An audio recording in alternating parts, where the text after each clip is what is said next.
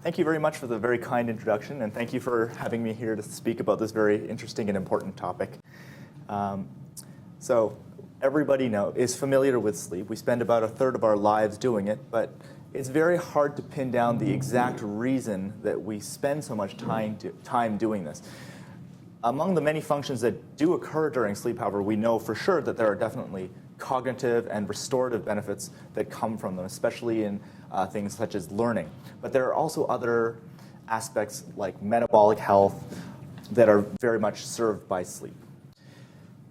As many of you probably know, there's a very strong interplay between epilepsy and sleep. So what I'd like to cover today is first I'm going to go through a couple of aspects about normal sleep physiology. I'm going to discuss some of the common sleep disorders. And this is pertinent because they are present not only in the general population, but especially among persons with epilepsy. And I'm going to discuss a couple of the ways in which we evaluate sleep disorders. Then I'm going to go on to talk a bit about why there's such a strong relationship between sleep and epilepsy, and then talk about how sleep affects epilepsy, seizures, and EEG abnormalities. And then I'll move on to talk about the opposite, how seizures then in turn affect sleep. And then I'll wrap it up by talking about some of the management strategies around sleep problems. So first of all, sleep, although behaviorally it looks pretty much like one thing, sleep is actually divided into two states broadly. There's what's known as rapid eye movement, or REM sleep, and then there's non-REM sleep. And they're quite distinct from one another. Non-REM sleep constitutes most of nighttime sleep, and it is characterized by very regular and synchronous automatic activity. So breathing and heart rate become very regular throughout non-REM sleep. And it also includes what we call slow wave sleep or deep sleep, which are felt to have restorative properties. REM sleep, by contrast, is, as many people know, when we dream, and it's characterized by very jerky, irregular eye movements. But actually, other than that, even though the brain is in a very active state, the body is actually paralyzed. So your muscles essentially don't work, except for the eye movement muscles and breathing muscles. And of course, there's importance in both of these types of sleep for different kinds of learning. There are different types in each, but basically both are important for learning and memory consolidation. And from a clinically relevant perspective, non-REM sleep is a situation in which EEG abnormalities and seizures are more common. But REM sleep is kind of the opposite. REM sleep is actually very non-epileptogenic. So seizures are quite rare in REM sleep. However, there's other clinically relevant things during REM sleep. For instance, because we're paralyzed and our muscles are weaker, it puts us at higher risk of having problems like sleep apnea during REM sleep. During the night, we cycle between various sleep stages in a kind of predictable and alternating manner. So this is a graphical representation of the night of sleep called a hypnogram. And where the blue arrows are pointing right now are all the periods of non-REM sleep, and they're interspersed with periods of REM sleep, which are the black bars. So you can see that you're switching constantly back and forth. And it's actually felt that the cycling itself is also important to learning. And this nice diagram is in somebody with nice undisturbed normal sleep. But any disruption to that, for instance, if somebody has sleep apnea or epilepsy or any other problem that can occur during sleep, can cause this to be disrupted and can cause dysfunction. I tailored this initially to a pediatric audience, so I don't have adult amounts of sleep. But I just wanted to point out that there's different amounts of sleep for different ages. And this can be a major cause of concern because a lot of individuals who have epilepsy in the pediatric age group tend not to sleep as much as one would expect for their age. And that can be a very worrying situation for parents. So I'd like to move on to talk about some of the common sleep disorders. Again, I've aimed it towards the pediatric population, but these disorders exist in both pediatrics and adult medicine. One of the most common sleep disorders is obstructive sleep apnea. This is a scenario in which many times during a sleep cycle, there's obstruction to airflow despite the person trying to breathe and making an effort.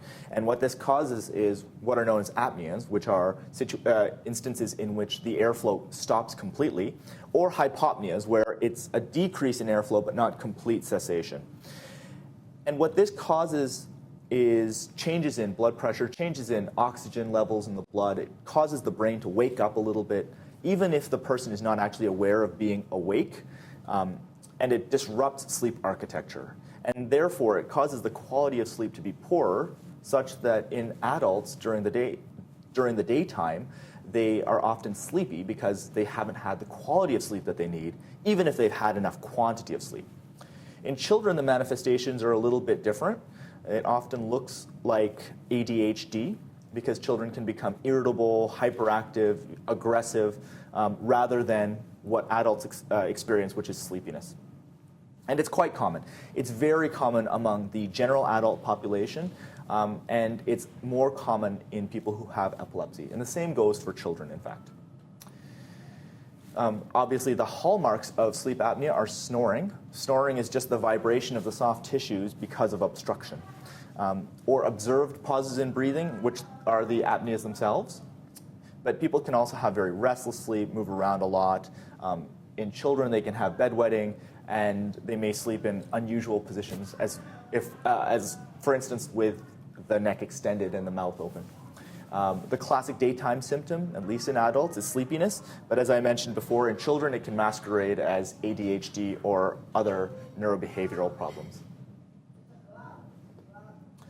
The major risk factors in adults, it is obesity. In children, it's usually big tonsils and big adenoids, which makes the management somewhat easier, because if you find that somebody has sleep apnea and has big tonsils, you can take them out. But other things that are pertinent to, especially to individuals who have epilepsy, are things like craniofacial abnormalities in which the shape of the face and the head is different, or changes in muscle tone, as in people who have cerebral palsy, for instance, or other neurologic abnormalities. And of course, certain genetic syndromes that also cause epilepsy can predispose people to having sleep apnea. Examples would be things like Down syndrome, would be a very good example. Another important concern that people can have is excessive daytime sleepiness or hypersomnia. And this is just simply being too sleepy during the day and being unable to stay awake.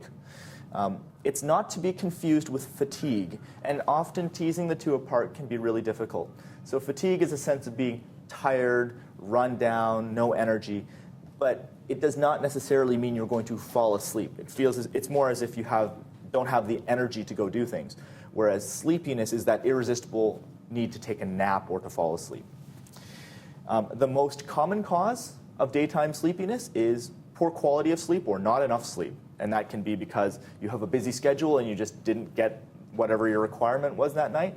Or often people who have, like I mentioned earlier, sleep apnea or other disruptions to their sleep. And seizures can be one of those things. So if you have a lot of seizures at night, or even just one, it can disrupt your sleep sufficiently that you'll be sleepy during the daytime. There are also other entities in which you have an increased need for sleep where it is not due to something else, and those are things called primary hypersomnias, and things like narcolepsy are within that group. Insomnia is the opposite. It's difficulty falling asleep or staying asleep, and the problem can be right at bedtime, or it can be in the middle of the night, or it can be at the early morning hours where people have early awakenings and can't go back to sleep. The most common types of insomnia that we deal with among individuals who have epilepsy are probably the behavioral insomnias in children, in which it's got to do with sort of lax rules around the house or inability to enforce the rules and limits properly with children, and difficulties managing behavior, or secondary to another cause. So that would be things like having seizures, frequent awakenings at night because of snoring or sleep apnea, or pain. Restless leg syndrome and periodic limb movement disorder go together. Restless leg syndrome is simply a disorder in which an individual has this uncontrollable urge to move the legs, sometimes the arms as well, associated with just a strange feeling in the legs. And this problem is heightened and made worse when the person is not moving, as when lying down, and usually in the evening. So it makes it very difficult to fall asleep if an individual has this. Periodic limb movement disorder is just repetitive movements of the legs during sleep, and it usually goes along with restless leg syndrome. It has a similar underlying physiology. And it's felt that iron metabolism is an important part of restless leg syndrome and periodic limb movements. So one of the things we always check first is a ferritin level, a blood iron level, because if that's low, it can predispose somebody to having these problems. And then circadian rhythm disorders. The circadian rhythm is the internal body clock that regulates when we sleep and when our body temperature changes and a whole bunch of other physiologic parameters. But this can become disrupted and therefore make it hard for people to sleep when they're supposed to sleep. And some of the common ones or some of the important ones, they may not necessarily be common, that I'd like to highlight are a free-running, non-24-hour rhythm, which is where your body clock is going at its own time, but because you're unable to reset the clock every day using light or social cues, your clock drifts every day so that it becomes different every single day, so that you wake up progressively later and later or earlier and earlier. And so then eventually you get desynchronized with societal requirements and demands. And then irregular circadian rhythm is one in which this rhythm is just not well regulated at all. And this is something that you can see in people who have neurologic disorders as a result of brain injury or congenital malformations of the brain or other problems like that. And again, this is something that in the pediatric population among people who have epilepsy, this is not uncommonly a potential issue. And the last group of sleep disorders I'm going to talk about is the parasomnias. So parasomnia simply mean disturbances of sleep characterized by undesirable and unusual behavior. When they occur in non-REM sleep, they're usually sleepwalking, sleep talking, sometimes sleep terrors, which children have. And these can be very prolonged and dramatic episodes in which a child looks like he or she may be awake, but doesn't respond appropriately as if awake. And it's in fact because that individual is somewhere in between wake and sleep. And they can be very distressing to a parent or caregiver because the child looks like they are scared or unhappy and maybe screaming and difficult to console. In fact, the individual has usually no recollection of the event and it doesn't bother them later on. It's also important because it poses a frequent diagnostic dilemma as to whether these are nocturnal seizures or whether these are a parasomnia. The REM parasomnias, the common ones include nightmares, which are bad dreams, as we all know, and then something called REM behavior disorder, which is less common in children, but can occur in more likely in adults, in which someone acts out their dreams, and they're usually violent. As I mentioned briefly, nocturnal events can be difficult to tease apart because sometimes it's difficult to get a good history, or one may not be able to have a video of the event. Seizures can often look very dramatic, especially when they're at night.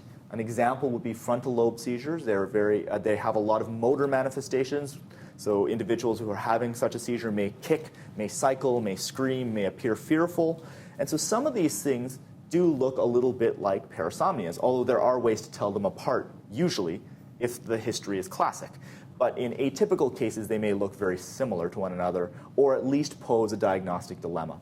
And then that would require further investigation.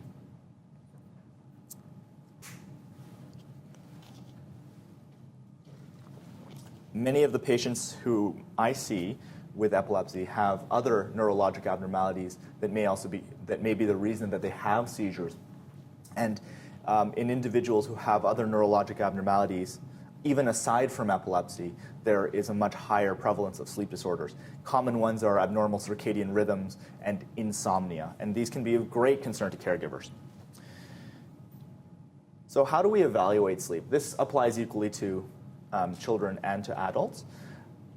Besides a very thorough history and physical examination, we have certain validated questionnaire type tools. Now this is called the Epworth Sleepiness Scale. And it's a series of 8 questions that gauge how likely it is to fall asleep in different scenarios. And when the numbers are added up, you can tell if somebody is too sleepy or not too sleepy. Usually a score of 10 or more out of 24 indicates that you are sleepy during the daytime. This is one of my favorite tools. This is actually, you can download this just by Googling it.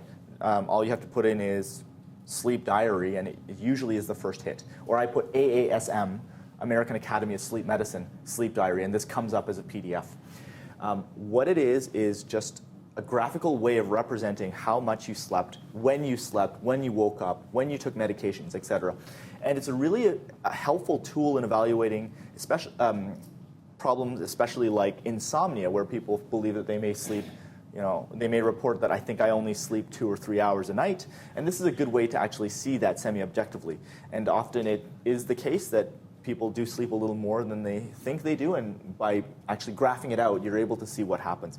You're also able to get a good assessment of whether the person's circadian rhythm is normal. You can see if they have poor sleep hygiene and poor sleep habits, and you can see how much sleep they're getting. So it's actually a very useful tool. But of course, it is somewhat subjective because the individuals have to fill it out themselves, or their caregivers have to fill it out. So there's obviously some potential for bias. The gold standard for evaluating most medical sleep disorders is the full night polysomnogram. That's an in-house test where we measure EEG, respirations, movements, eye movements, muscle tone, saturations, etc. And so this is a young man who is completely hooked up. You can see that on his head he's got EEG. He has stickers around his eyes to measure his eye movements, and all that instrumentation in front of his nose and mouth is to measure respiration. He's also got belts around his chest and abdomen to measure respiratory effort. So the PSG, or sleep study, is very useful for sleep disordered breathing. It's also useful for the assessment of excessive sleepiness, as well as periodic limb movements. And occasionally it can be useful if someone has a parasomnia and it's diagnostically a mystery. Things that are not well assessed by the polysomnogram are insomnia and most circadian disorders, because for that, a graphical representation or a good history are really more important. So this is what a sleep doctor looks at when he or she is scoring a sleep study. This is a 30-second plot. It's got EEG, but not as much EEG as a conventional EEG. This is only about 6 leads. It also has respiratory monitoring to see if you're having a sleep apnea or a hypopnea, having trouble breathing. So that's what it looks like. Now, I should add that in the evaluation of sleep disorders, we need the EEG to be able to tell if a person is asleep and what stage they're in. It's the brain waves that tell us that. But because most PSGs conventionally don't have a full EEG, it's not quite as good as the conventional EEG that we usually use for patients who have epilepsy. There's other options that have pros and cons. There's some home monitoring where you can have just oxygen levels checked. And how that test works is that it basically checks when the person's oxygen levels drop during the night, and from that infers that they have sleep apnea. Otherwise, there's also polysomnograms that can be hooked up in the lab but are taken home by the patient so they can sleep in their own bed. So some of the pros of these things is that you don't have to sleep in the lab, and therefore your quality of sleep may be closer to what it normally is because you're able to sleep at home. But the downside is that the amount of monitoring we're able to do is less. Like, for instance, there's definitely no video. And if you just do the oxygen levels, you are assuming that the person is asleep all night, when in fact, if they're awake for a large chunk of that, it's going to throw off the results. And of course, there's no technologist sitting by the bedside to make sure everything is going well. This is an actigraphy watch. All it is it's pretty much like an accelerometer in your smartphone. It just tells when the person is moving, and it's worn on the wrist for a week or 2. The little blue dot in the middle is basically a light sensor that tells if the ambient lighting around is bright or dark. And this is the kind of graphical output you can get. It's pretty much a day, each line is a day. And where the black bars are on the left are movements that the person has made while wearing the actigraph. And from that, we can infer that the person was awake at that time. Whereas the parts that have been shaded blue are areas where the person is presumably asleep because they're not moving as much. And again, this is another good objective tool to quantify circadian rhythm disorders and insomnia. Okay, so finally we've gotten to the relationship between sleep and epilepsy. So from a brain perspective, from an EEG perspective, sleep is characterized by oscillations in the brain. A lot of rhythmic activity normally occurs during sleep in the brain. And everything in the brain becomes more synchronized during non-REM sleep. And it's felt that these factors may help epileptic activity to sort of propagate. And it brings these abnormalities out.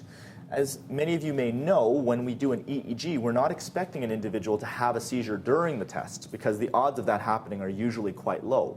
What we're looking for are what we call interictal abnormalities, and that means abnormalities that are there between seizures. And these abnormalities become more abundant during sleep and when someone is sleep deprived, which is why sleep deprivation is almost always used before an EEG. This is just a PSG where wherever there's a red arrow, there is an interictal epileptiform abnormality. There's a spike. You may be familiar with that term.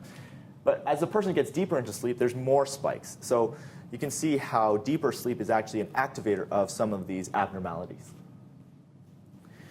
In children, a huge chunk, between a fifth and almost a half of all seizures occur during sleep, and about a third of childhood epilepsy syndromes are sleep-related in that the seizures are predominantly during sleep or around sleep. There are certain seizure types that almost occur exclusively during sleep. A pediatric example of that would be benign Rolandic epilepsy, where seizures usually occur from awakening, usually kind of towards the later hours of the night or early morning. And frontal lobe epilepsy in both adults and children, the seizures tend to occur during the night. By contrast, there are certain seizure syndromes, like temporal lobe epilepsy, where the seizures are more predominant during the daytime. However, I should add that in temporal lobe epilepsy, the discharges on EEG that are abnormal are more frequent during sleep as well. So again, getting sleep is helpful information. Some seizure types also seem to have a relationship where they occur right upon awakening or at that transition. Infantile spasms, which are a very serious seizure type in people under 1 year of age, often have this characteristic. And there are certain seizure types where they seem to occur a lot right after awakening. And the most common one of these is juvenile myoclonic epilepsy, which is also a very common syndrome in adults. Typically often after a night in which there's been some sleep deprivation or some other physiologic stressors or drinking, an individual wakes up and then very shortly after starts to have myoclonic jerks, which are just very brief jerks, that may or may not be followed by a convulsion, a generalized tonic-clonic seizure at that time. And then certain epilepsy syndromes, again, especially in kids, may have pretty much ongoing abnormalities on the EEG during sleep, even without clinical seizures. But as a result of this abnormal electrical activity, there can be actual daytime symptoms. So Landau-Kleffner syndrome and electrical status epilepticus in sleep are characterized by cognitive abnormalities during the daytime. And while the person may have only rare seizures, or rare clinical seizures, or not be having seizures at all, there's a lot of abnormal electrical activity going on throughout sleep that's causing brain dysfunction. This is just what I was talking about earlier. Frontal lobe seizures and Rolandic seizures tend to occur during sleep. The seizures of juvenile myoclonic epilepsy tend to occur right upon awakening. Infantile spasms can occur often at that sort of junction. And then the other syndromes I mentioned with asterisks occur during sleep, but they may not have clinical seizures associated with them. We know that sleep deprivation basically activates everything about epilepsy. It makes clinical seizures more likely, and it makes the EEG abnormalities more likely. And it also causes them to change a little bit. It tends to make them a little bit more widespread. It makes them easier to see. And so again, from an evaluation point of view, sleep deprivation is a great tool. However, depending on an individual's seizure syndrome, it might also be very dangerous for them to have sleep deprivation. Again, juvenile myoclonic epilepsy is a great example of that, in which if somebody has had a night of no sleep, especially if it was accompanied by something like drinking, for instance, which is a commonly reported problem, it can really exacerbate seizures thereafter. Therefore, any disruption in sleep can cause seizures. And it's important to know this because other things can disrupt sleep, such as other sleep disorders. So if an individual has obstructive sleep apnea, that disruption from the disorder can then predispose them to having more seizures. This has been well shown in adults as well. Treatment of obstructive sleep apnea in people who have seizures will, independently of changes to the seizure medications, actually improve seizure control. So I think this was they only looked at 9 kids in this study, but 6 of them had a clear improvement without any dose adjustments to their anti-epileptic medications, but a clear reduction in seizures once the obstructive sleep apnea was successfully treated. Now I want to flip it around and talk about the sleep disorders that occur in people who have epilepsy. What do seizures do to sleep? Well, seizures definitely cause a disruption in sleep, especially when they occur during night. But even if they occur during the daytime, they can cause subsequent sleep periods to be worse. People who have seizures often report having a decreased total amount of sleep, an increase in the amount of awakenings and the frequency of awakenings, and especially a reduction in REM sleep, it seems. In addition, people may actually have an increased sleep onset latency, and that simply means the time between going to bed and turning off the lights and falling asleep. So a longer time waiting to fall asleep. And according to some studies, decreased deeper stages of non-REM sleep.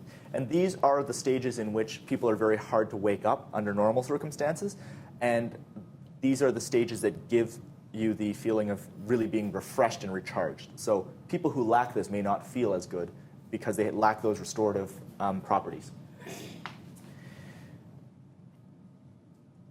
Sometimes when we're looking at the polysomnogram, if you have a lot of abnormalities of epileptic activity or seizures, it can actually make it very difficult to even determine what stage of sleep a person is in.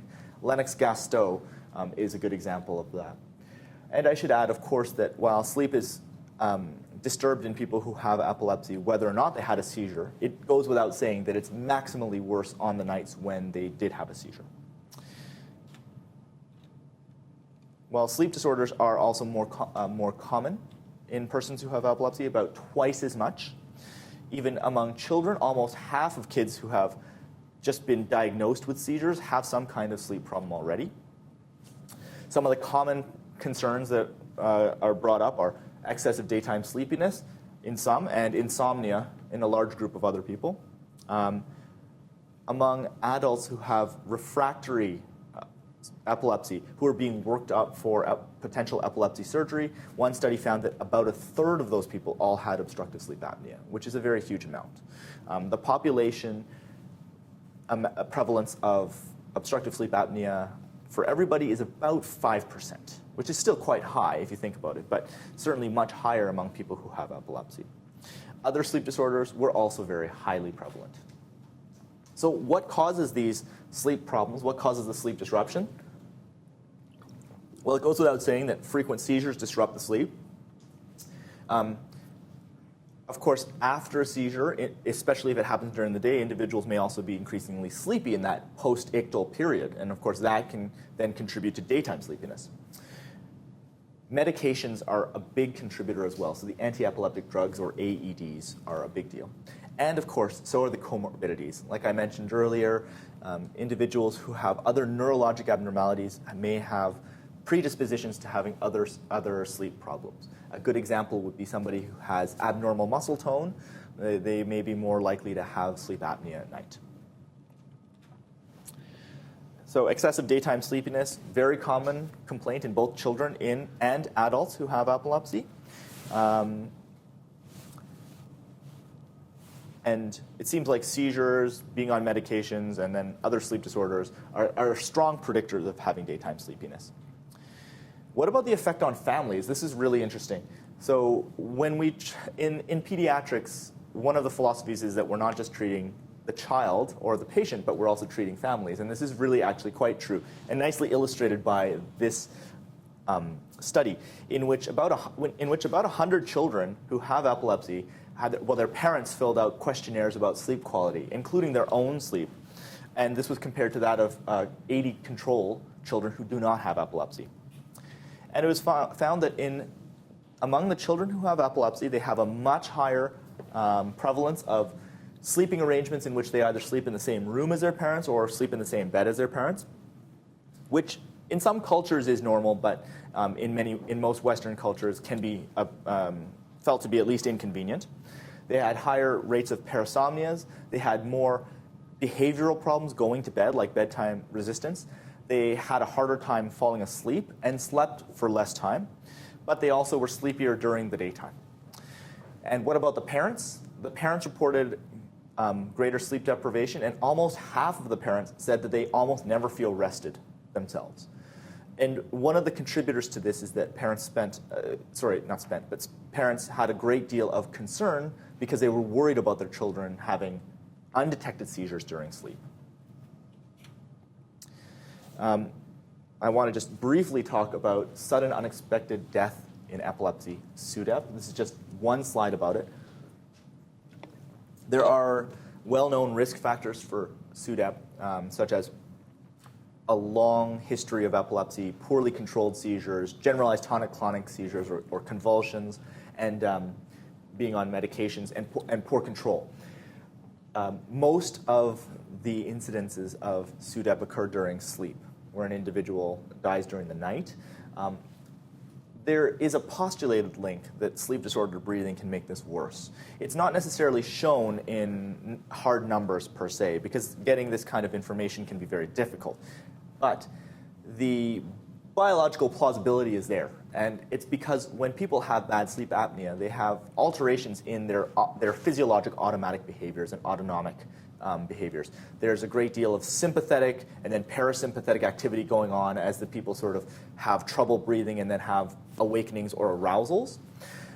They can have great changes in their blood pressure, and over time, this also causes a blunted response to normal physiologic stressors. So it's felt that all these things can actually contribute to a higher risk of having like a fatal cardiac arrhythmia or a respiratory event, or just increased seizures, which are felt to be often the herald of a SUDEP event.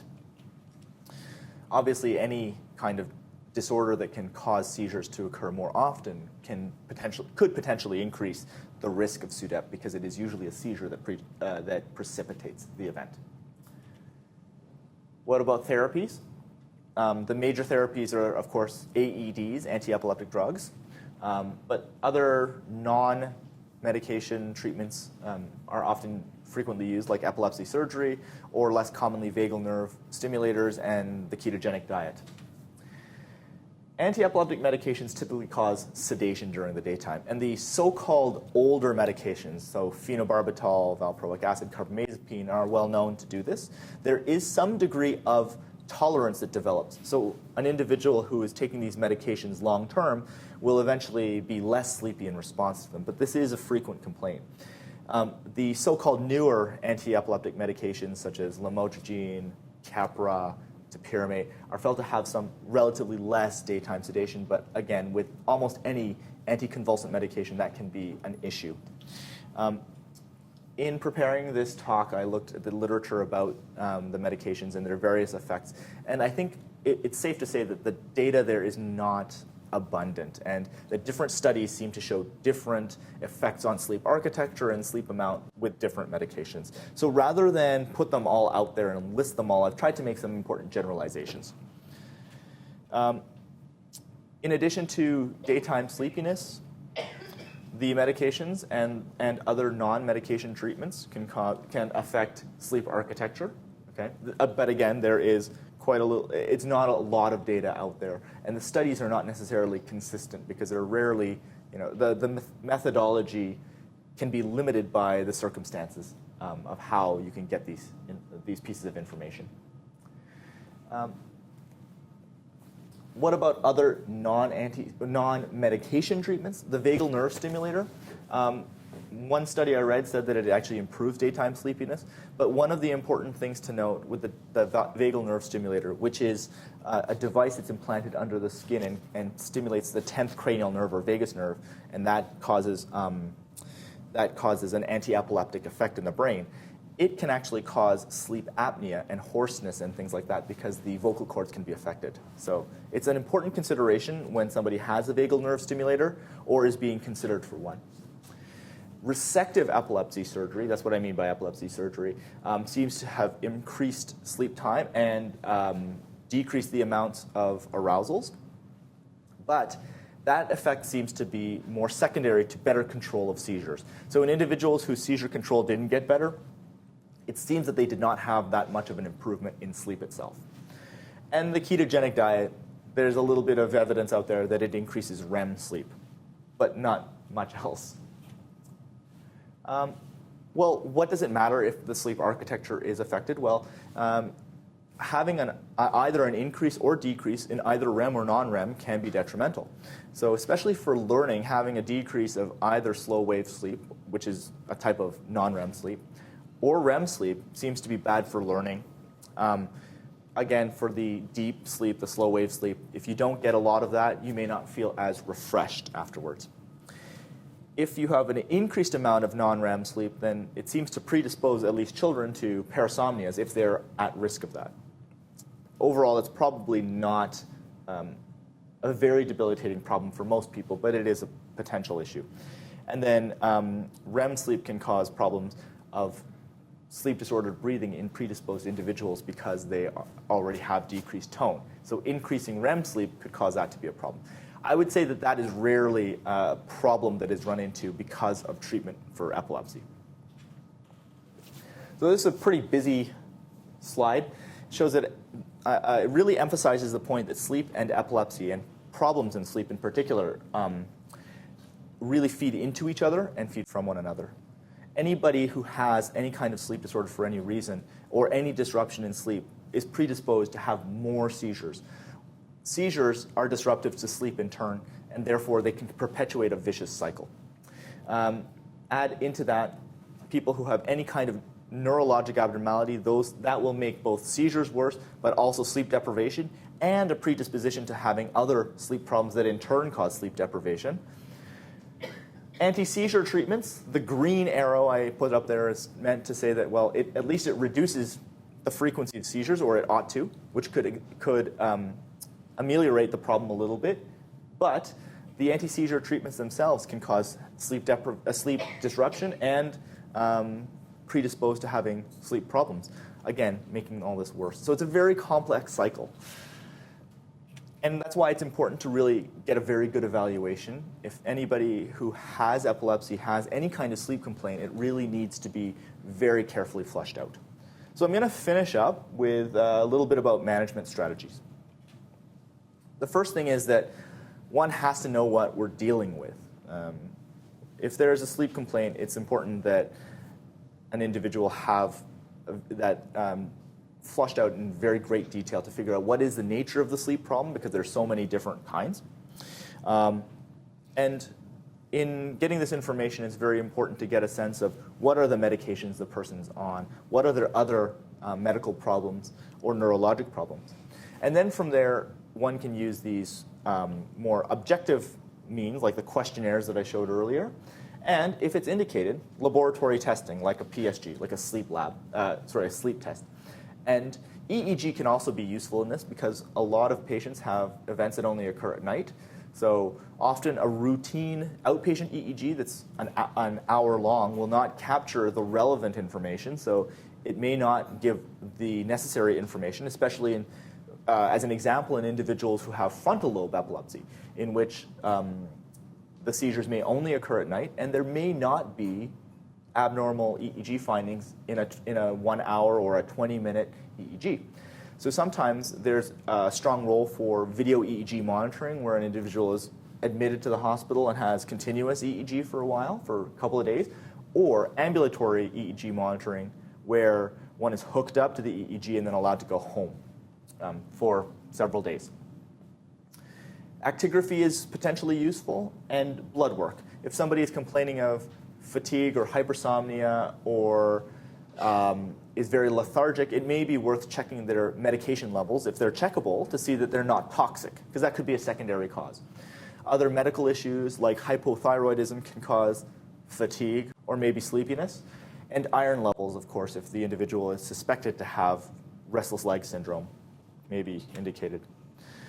And then as for managing the sleep problem, well, it's also helpful to try to optimize seizure management with special attention to the doses of medications, the timing of medications, and their sort of effects on people's alertness and sleep. It's important to consider the side effects of medications. If they cause discomfort, like like gut upset, that can cause somebody to have disrupted sleep. And sometimes it takes guesswork if you have somebody, especially a child, who is pre-verbal or non-verbal and can't express themselves completely. Any medical comorbidities need to be treated.